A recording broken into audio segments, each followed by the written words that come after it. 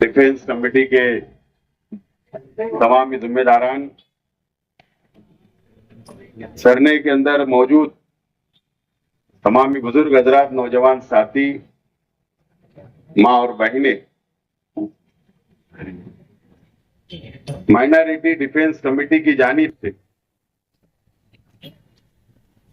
पहला सरकार के खिलाफ, एसआईटी के खिलाफ, सुमैया के खिलाफ पहला एहतजाजी धरना आंदोलन हम लोग कर रहे हैं।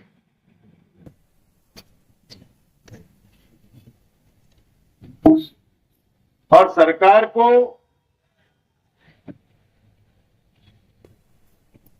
डिपार्टमेंट को, पुलिस डिपार्टमेंट को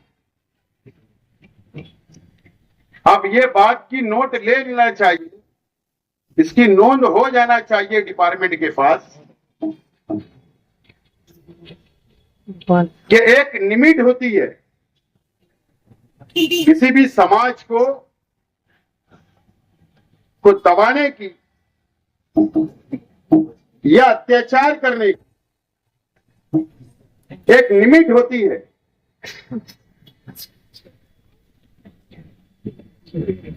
और ये पहला धरना और अमन तरीके से हम सरकार की ऑफिस के बाहर, एडिशनल कलेक्टर के बाहर हम लोग धरना दे रहे हैं ताकि सरकार को, एसआईटी को, सुमैया को ये बात का इल्म हो जाए, पता चल जाए कि आप डिफेंस कमेटी और मालेगांव शहर की हिंदू, मुस्लिम, सिख, ईसाई आवाम अब अगला स्टेप, अगला आंदोलन अगर अत्याचार नहीं बंद किया गया, हमको इंसाफ नहीं मिला, तो हो सकता है कि नेशनल हाईवे नंबर 3 भी जाम हो जाए। आज हम पुलिस की विनती पर धरना हम लोग जल्दी खत्म कर रहे हैं, लेकिन अब ऐसा नहीं होगा, अब ऐसा बिल्कुल नहीं होगा। हम लोग रास्ते पर उतर चुके हैं। अगर हमारी माँ और बहनें अगर जेल में है, कहीं हमारे भाई लोग जेल में है, तो हम लोग भी आंदोलन के माध्यम से अगर जेल भी जाना पड़े तो हम जाने के लिए तैयार रहेंगे। ये बात सरकार ने नोंद लेना चाहिए। दोस्तों और साथियों, हम लोग बार बार बोल रहे हैं कि एक भी रोहिंग्या, एक भी बांग्लादेशी नहीं मिला अभी तक। 10 तारीख को एसआईटी की मुद्दत खत्म हो गई।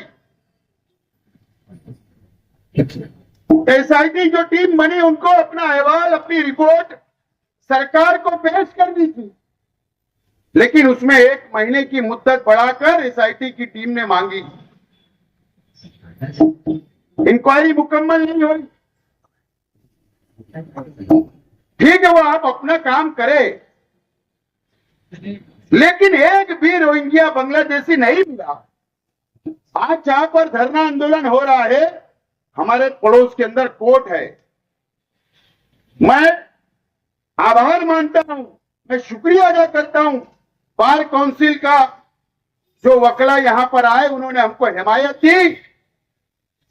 मैं बहुत बहुत उनका शुक्रिया अदा करता हूं, लेकिन बात यह समझ में नहीं आ रही कि एक सरकारी वकील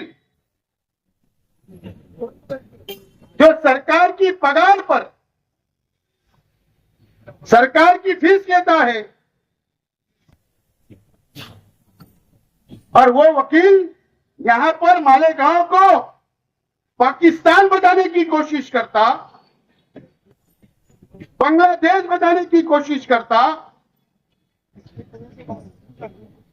नेशनल सिक्योरिटी का मसला पेश करता, और हमारी कोर्ट न्यायालय से मैं आदर हाथ जोड़ के विनती करता हूं,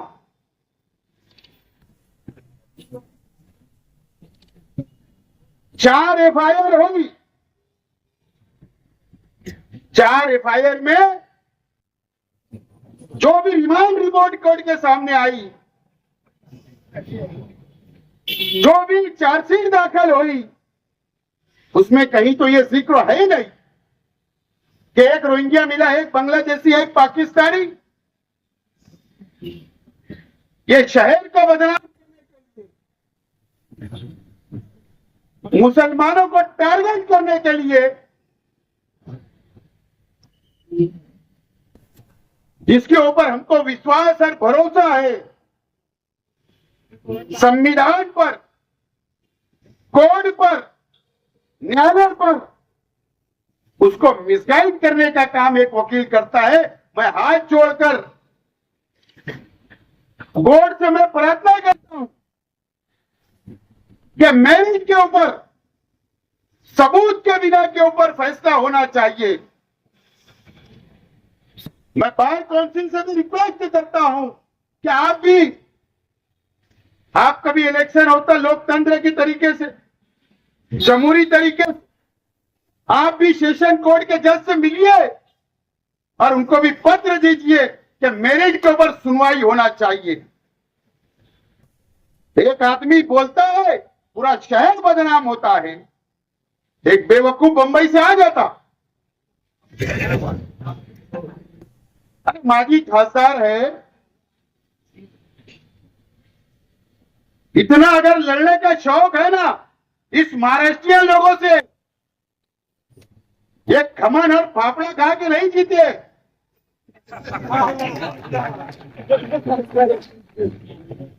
ये मिसल और पाव ये महाराष्ट्रियन लोग खाकर जीते हैं। ये महाराष्ट्रियन लोग, यहां का हिंदू, यहां का मुसलमान, और एक गुजरात से आकर तू महाराष्ट्र को बदनाम करता। अमरावती के अंदर बदनामी, भिवंडी में बदनामी, मुंबई में बदनामी, अकोला के अंदर बदनामी, मालेगांव को बदनाम करता, वो भी सेंट्रल गवर्नमेंट की सिक्योरिटी देकर। मेरी तो डिमांड है 4 सीट में जब अगर एक भी रोहिंग्या बांग्लादेशी नहीं मिले, मैं तो बोलता हूं कि महाराष्ट्र के वजीर आला देवेंद्र फडणवीस जी ने इसको जूते से मार के अकालने होना चाहिए कि तू मेरे महाराष्ट्र को बदनाम करता है। ठीक है, राजनीति के और मौके मिलेंगे, भाजपा को भी मिलेगा, हमको भी मिलेगा, अलग अलग पार्टियों को मिलेगा, लेकिन अगर ये महाराष्ट्र बदनाम होगा, ये मालेगांव शहर बदनाम होगा, तो मैं तो यहां के लोक प्रतिनिधियों से भी अपील करता हूं, गुजारिश करता हूं, चाहे वो हिंदू हो, चाहे मुसलमान हो, दलित हो, सिख हो, ईसाई हो, अरे यहां क्या रोजगार नहीं आएगा, यहां पर उद्योग नहीं आएगा,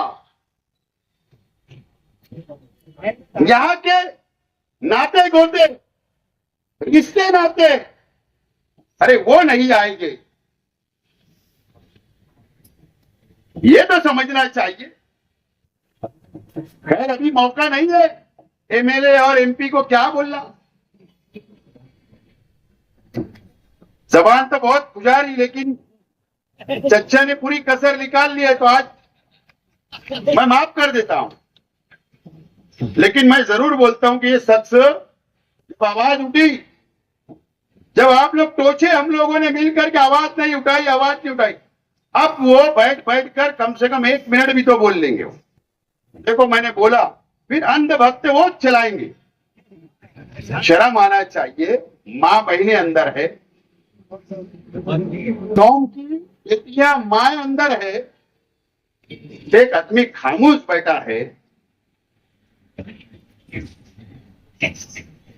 क्या तरीका है, मैं तो समझ के बाहर है ये शहर।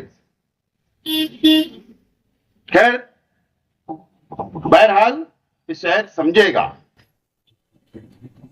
उम्मीद है। लेकिन मैं प्रशासन से गुजारिश करता हूं कि दबाव में मत आओ।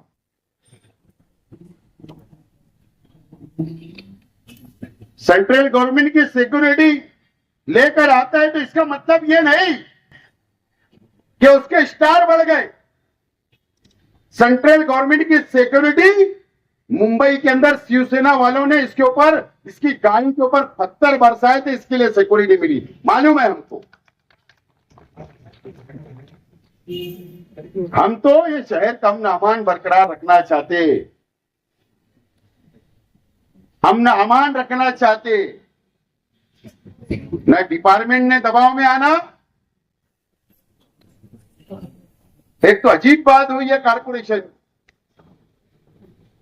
हेल्थ ऑफिसर ने खुद जाकर एक एफआईआर कर दी अपने कर्मचारियों के खिलाफ। 2 कर्मचारी जेल में, 3 कर्मचारी जेल में। असल में मैं ज्यादा नहीं बोलना चाहता हूं। कमिश्नर साहब, हेल्थ ऑफिसर, अगर मालेगांव महानगर पालिका के कर्मचारियों के बाजू में तुम नहीं खड़े रहे, अगर तुमने उनका साथ नहीं दिया, और इसके बाद अगर एक भी कर्मचारी जेल में गया, तो यह धरना आज एडिशनल कलेक्टर के ऑफिस में दिया जा रहा, कल कारपोरेशन के बाहर दिया जाएगा। वो हमारे शहर के लोग हैं, हमारे अपने लोग हैं, लेकिन जो एफआईआर भी आपने की ना, फिर मैं सब निकालूंगा कि किसके रिश्ते नाते कहां से जुड़ रहे, कौन किसको अंदर से मदद कर रहा, ये सब निकालूंगा, याद रखना। नहीं बोल रहे तो उसका फायदा उठा रहे हो क्या? कर्मचारियों को हक नहीं आंदोलन करने का, लेकिन वो हमारे शहर का वोटर है, हमको तो हक है, हम कारपोरेशन में घुस के आंदोलन करेंगे, याद रखना ये बात। अगर कमिश्नर और हेल्थ ऑफिसर ने अगर ये सब धंधे बंद नहीं करे तो, अगर हेल्थ ऑफिसर को कंप्लेन करना था तो तहसीलदार कार्यालय के खिलाफ करना था, तहसीलदार के खिलाफ करना था, लेकिन ऐसा नहीं हुआ। अजीब कानून चल रहा है, एक आदमी नचा रहा है, एसआईटी भी नाच रही, कारपोरेशन भी नाच रही, हर डिपार्टमेंट नाच रहा है। तो ये सारी चीजें हमको दिख रही है, समझ रही है, लेकिन अब बर्दाश्त, अब हद एक होती है, अब वो खत्म हो गया, अब वो खत्म हो गया। अब हम तो कानून का पालन करने वाले लोग, संविधान को मानने वाले हैं, डिपार्टमेंट की विनती का मान रखने वाले हैं, अमन अमान रखने वाले हैं। अगर कल हम घर बैठ गए, अगर हमने शहर की मदद नहीं करते, अगर शहर रोड पर आता तो कौन क्या करता? तो डिपार्टमेंट ने सोचना चाहिए, कब तक किरीट सुमैया, किरीट सुमैया, किरीट सुमन, कब तक? बहरहाल आप हद खत्म हो गई। उम्मीद है कि सरकार एसआईटी की रिपोर्ट, एसआईटी सरकार को रिपोर्ट पेश करे। जो चार्जशीट आ गई उसमें कोई रोहिंग्या बांग्लादेशी नहीं है, ये साफ हो गया। हमारे जो लोग जेल में हैं उनको जमानत दी जाए, ये हमारा मुतालबा है। अगर हमारी बातों पर अमल नहीं किया गया तो संविधान के तहत, हमको पता है पिछले हफ्ते जो कानून बना, नक्सलवाद सुरक्षा बिल जो आया था, पास हो गया, पता है ना हमको किसके लिए बना? अरे तुम गढ़चिरौली के लिए बनाते, मान लेते कि वहां नक्सलवादी है, मान लेते हम। पूरे महाराष्ट्र के अंदर जैसा हम जो एहतजाज कर रहे हैं ना, अगर डिपार्टमेंट को लगा तो हमको भी जेल में डाल देंगे। सरकार के खिलाफ बात की गई, देश के खिलाफ बात की गई, संविधान के खिलाफ बात की गई, ऐसा काला कानून आप लोगों ने जो बनाया ना, तो हमारे जैसे लड़ने वालों को रोकने के लिए बनाया, हमको समझता है ना। लेकिन ठीक है, हम हमारा काम पुरअमन तरीके से कानून के दायरे में संविधान को मानते हुए करते रहेंगे। लेकिन हमारी इस धरने की नोंद सरकार ने लेना चाहिए, सरकार तक हमारी भावना पहुंचाना चाहिए, और नहीं तो हम लोग माइनॉरिटी डिफेंस कमेटी आइंदा मशवरा करके बड़ा ऐलान करेगी। आप लोग धरने के अंदर आए, अभी हम लोग निवेदन देने के लिए आ रहे हैं, वो लोग निवेदन देंगे और पुरअमन तरीके से हमको घर पर जाना है। बहुत बहुत शुक्रिया।